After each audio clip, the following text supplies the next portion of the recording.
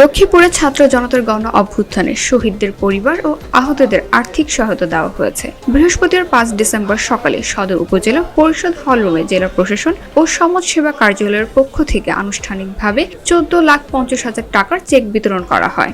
জেলা প্রশাসক রাজীব কুমার সরকারের সভাপতিত্বে এই সময় উপস্থিত ছিলেন জেলা পুলিশ সুপার মোহাম্মদ আক্তার হোসেন, স্থানীয় সরকার বিভাগের উপপরিচালক জসিম উদ্দিন, জেলা সিভিল সার্জন আহমেদ কবির, জেলা সমাজসেবা কার্যালয়ের উপপরিচালক স্বপন কুমার হালদার সহ অনেকে।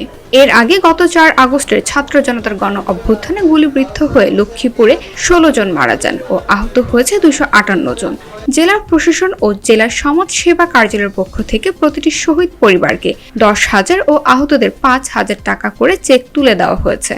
জেলা পুলিশ সুপার মোহাম্মদ আক্তার হোসেন বলেন, ৪ আগস্ট ছাত্র জনতার উপর হামলা ও গুলিবর্ষণকারীদের গ্রেফতারে পুলিশ কাজ করেছে। ইতিমধ্যে অনেককেই গ্রেফতার করা হয়েছে।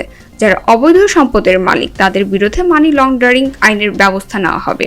এই সময় জেলা প্রশাসক আহতদের সুচিকিৎসা নিশ্চিতে সিভিল সার্জনের নেতৃত্বে মেডিকেল বোর্ড গঠনের পাশাপাশি সরকারের সহায়তার কথা জানান। যারা বিভিন্নভাবে ক্ষতিগ্রস্ত হয়েছে, সরকার তাদের পাশে আন্তরিকভাবে আছে এবং থাকবে।